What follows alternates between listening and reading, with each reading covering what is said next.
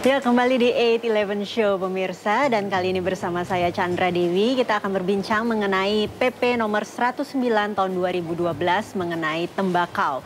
Ya, memang ini rokok sudah banyak bukti bahwa memang banyak menimbulkan dampak negatif, baik itu dari aspek sosial, ekonomi maupun kesehatan. Nah, apakah PP yang dikeluarkan ini nantinya dapat efektif untuk mengendalikan produk rokok? Karena kita juga tidak dapat memungkiri bahwa rokok adalah salah satu penyumbang cukai terbesar di Indonesia.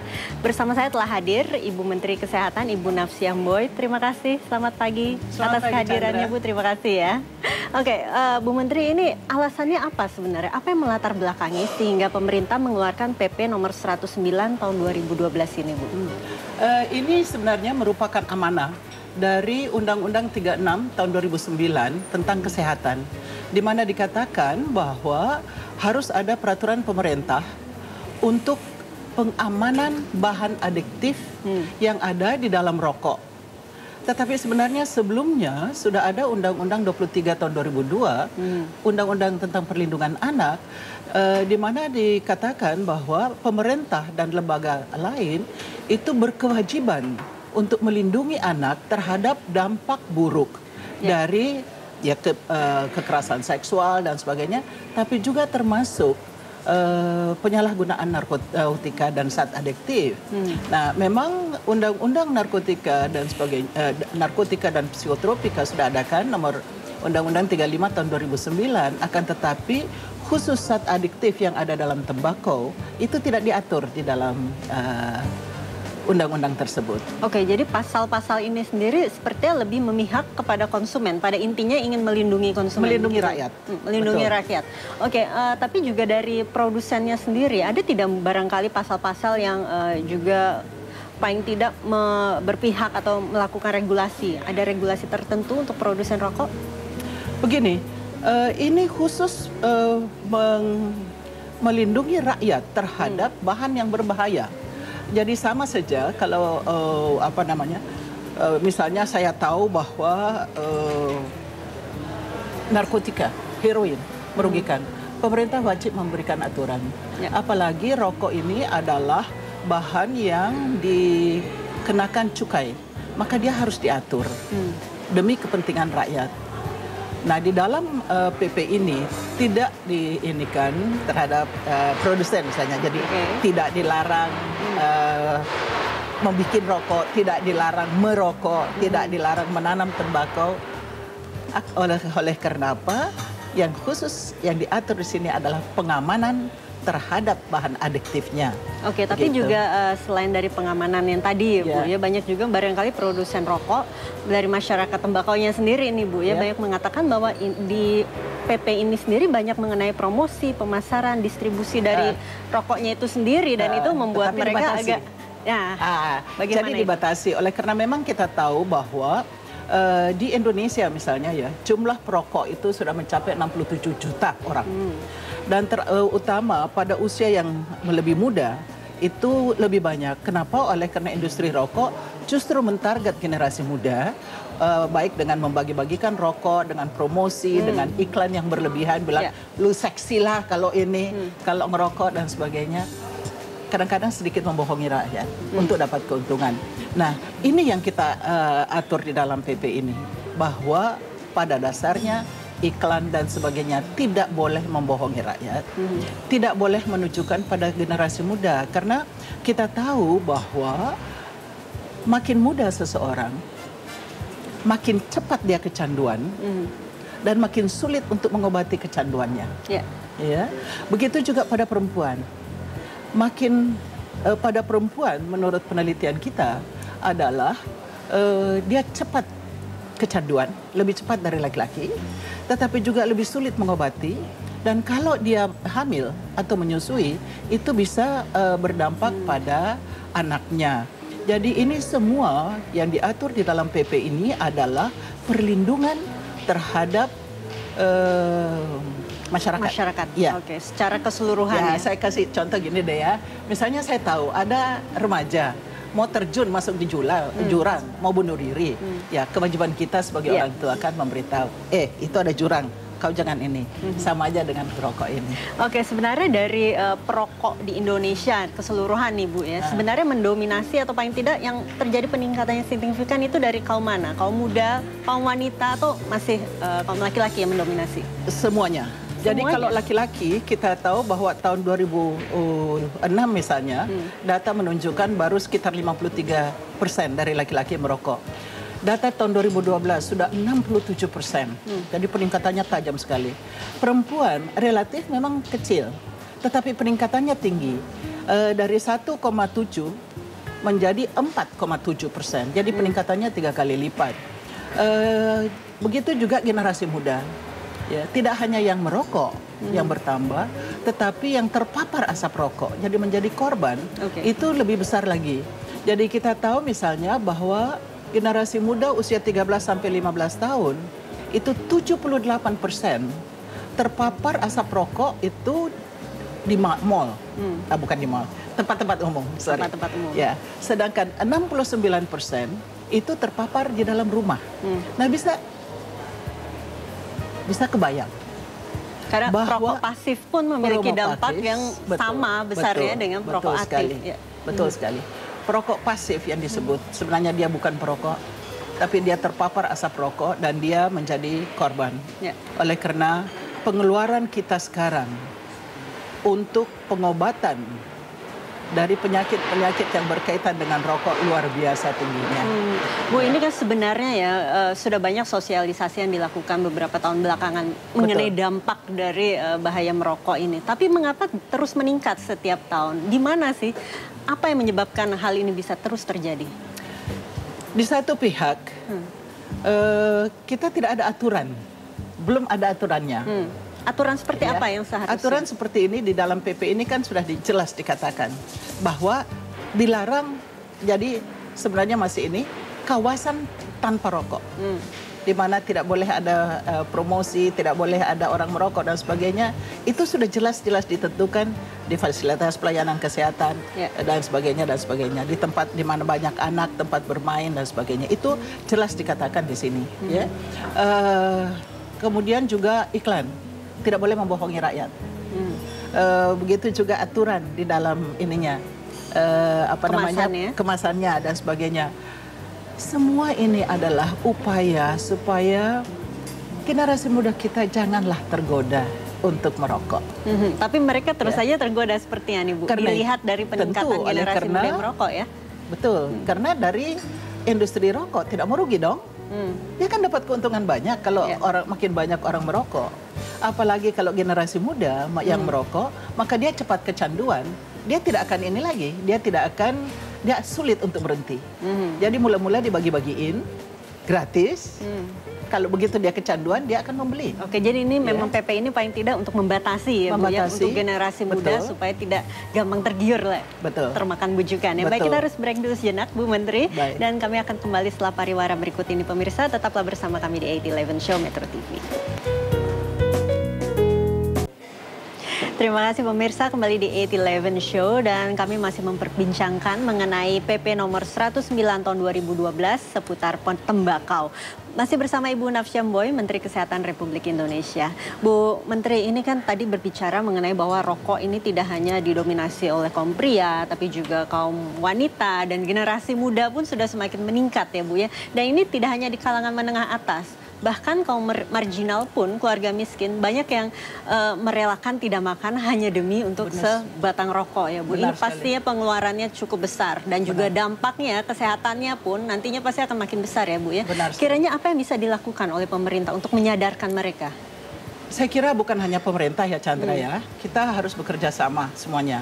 Dan saya bersyukur oleh karena terus terang perjuangan untuk sampai PP ini terbit adalah lebih banyak karena masyarakat.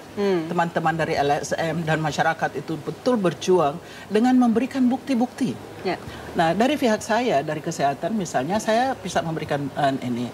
Pertama, kita sudah melakukan survei dan kita mengelompokkan masyarakat dalam yang termiskin sampai ke yang terkaya, K1 sampai K5. Ternyata yang rumah tangga termiskin, K1, itu ternyata pengeluaran untuk rokok ya sampai 102.000 sebulan. Sedangkan pengeluaran untuk pendidikan misalnya hanya sekitar 2.000-3.000 rupiah per bulan. Jadi sangat tidak seimbang. Apalagi kita banyak sekali. Nah, di Kementerian Kesehatan kan ada ini Jamkesmas ya, yaitu asuransi kesehatan memberikan pengobatan gratis bagi kaum yang tidak mampu lah, yang tidak mampu. Pemerintah bayar preminya. Apa yang kita temukan adalah bahwa ternyata pengeluaran khusus untuk penyakit-penyakit terkait rokok untuk golongan miskin dan tidak mampu itu mencapai 2 triliun loh. Besar sekali ya Bu? Besar sekali. Itu baik sebab karena stroke, penyakit jantung, kanker, macam-macam tumor di paru-paru, di saluran pernapasan, termasuk juga berat badan rendah pada bayi anak-anak.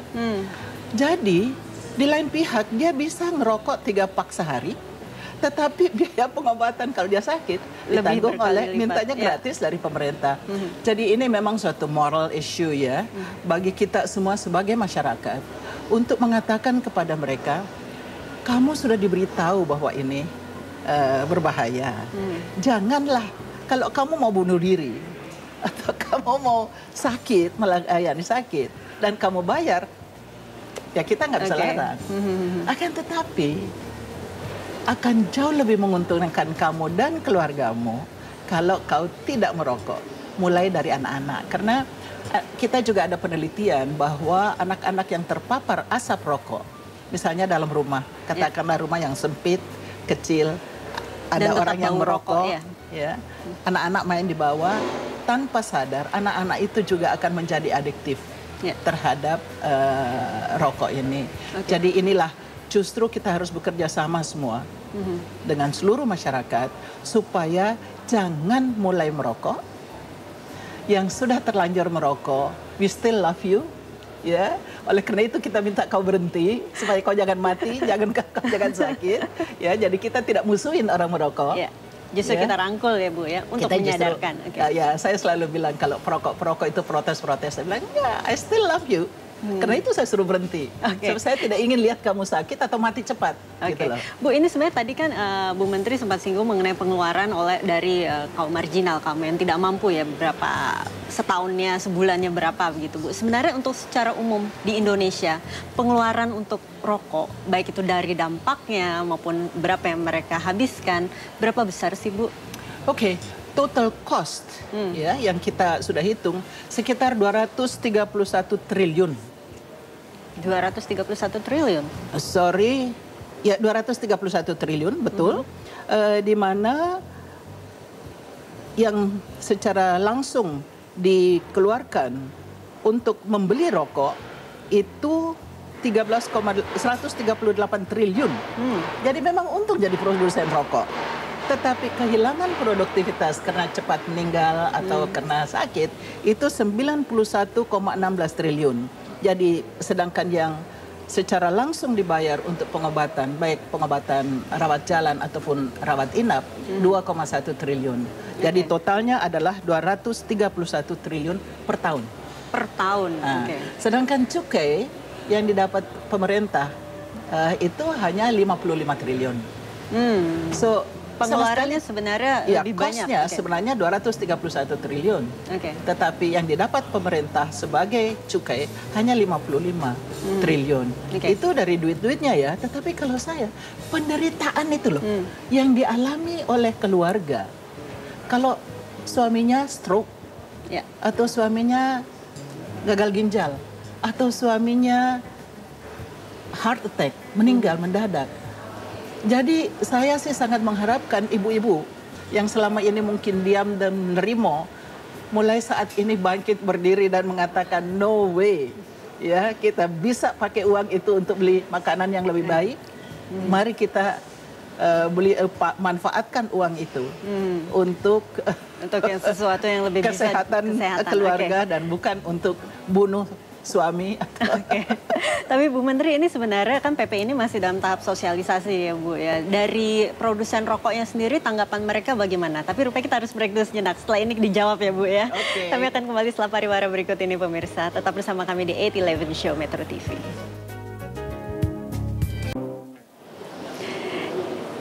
Ya, pemirsa, kembali di 8-11 Show dengan masih tema kita seputar PP nomor 109 tahun 2012 tentang tembakau. Saya masih bersama Menteri Kesehatan Ibu Nafsiah Mboy dan juga bersama kami telah hadir Bapak Tulus Abadi, Ketua YLKI. Selamat pagi. Selamat Pak pagi, Tulus. Terima kasih sudah berkesempatan ya. hadir meskipun terlambat, Ya. Pak. Nah, tadi kita berbincang mengenai PP nomor 109 2012 dari YLKI. Kacamata YLKI bagaimana tanggapan Bapak atas dikeluarkannya PP ini? Ya, pertama dengan segala plus minus yang ada di dalam PP, kami mengapresiasi pemerintah yang telah punya komitmen untuk memberikan tanda tangan pengesahan terhadap PP 109 2012. Ya. Sebenarnya kalau lihat substansinya memang tidak terlalu beda jauh dengan PP yang lama nomor 19 2003, tetapi memang pesan kesehatan di dalam PP ini lebih kuat, jauh lebih kuat, di mana konsumen punya hak atas informasi yang utuh, yang komprehensif ketika nanti di dalam bungkus rokok diberitakan sebuah bahaya yang lebih terang, lebih gamblang terhadap bahaya rokok lewat peringatan kesehatan bergambar. Selama ini sebenarnya sudah ada tentang peringatan kesehatan, tapi sangat kecil, letaknya di balik bungkus dan tidak informatif bagi konsumen. Nah, saat ini dengan PP yang baru, saya kira hak atas informasi bagi konsumen menjadi lebih gamblang tadi, sehingga konsumen sebagai perokok aktif bisa memilih apakah akan terus melanjutkan merokok tapi bahayanya lebih besar tadi, atau menghentikan. Jadi di sini ada hak untuk memilih bagi konsumen, dan ini saya kira sesuai dengan amanat konstitusi dan undang-undang yang relevan seperti undang-undang kesehatan dan juga undang-undang perlindungan konsumen. Jadi saya kira dalam konteks peringatan kesehatan bergambar di mana konsumen mendapatkan informasi yang lebih utuh, itu saya kira sudah on the track. Oke, ada kekurangan barangkali dari PP ini, apa yang harusnya ditambahkan oleh pemerintah? Ya, bagaimana? Kalau kekurangan tentu juga masih banyak, karena kalau kami ditanya sudah puas atau belum, tentu ya belum. Ya. Sama seperti kubu yang selama ini menolak, ya tentu tidak puas. Kami pun sebenarnya kalau dikatakan puas atau tidak, ya tentu tidak puas. Tapi ini sebuah langkah besar, ya, langkah satu step yang harus kita mulai untuk menjamin bahwa negara punya kewajiban untuk melindungi warga negara terhadap kesehatannya. Karena hak sehat itu adalah hak asasi dan kemudian negara wajib memberikan jaminan. Nah, oleh karena itu kami juga dengan segala plus minusnya tadi, kami akan mengawasi terhadap implementasi PP ini. Kami meminta pada Bu Menteri untuk serius dan juga mungkin dari sisi regulasi juga bisa mempercepat peraturan Menteri Kesehatan untuk operasional PP ini, sehingga tidak perlu menunggu waktu misalnya sampai 18 bulan atau 1 tahun, karena beberapa pasal langsung bisa diimplementasikan. Oke, dari Bu Menteri sendiri kiranya harapan apa yang bisa diharapkan untuk kedepannya dengan dikeluarkannya PP ini? Saya setuju sekali dengan Pak Tulus tadi. Ini termasuk salah seorang pejuang. Ini tanpa perjuangan masyarakat kita tidak bisa. Ya, ada beberapa organisasi yang dari masyarakat yang memang sudah berjuang bertahun-tahun. Tanpa perjuangan mereka kita tidak mungkin mencapai ini. Saya setuju bahwa ada banyak pendapat ini terlalu lembek, terlalu lemah. Tapi ini satu langkah maju. Jadi langkah selanjutnya minggu depan kami akan undang semua stakeholders lagi, di mana pertama selain mensosialisasi benar apa yang ada dalam PP-nya ini, juga akan launching suatu Permenkes tentang roadmap. Roadmap kapan kita ini yang sebenarnya inisiatif dari LSM dan Komnas HAM yang diminta untuk pemerintah mendukung dan itu kita akan. Ibu Menteri, tentunya kita tunggu langkah-langkah selanjutnya dari pemerintah. Namun rupanya waktu kita terbatas ini, Bu. Terima kasih atas kehadiran Bu Menteri dan juga Pak Tulus. Dan pemirsa, demikianlah perbincangan seputar PP nomor 109 tahun 2012 tentang tembakau.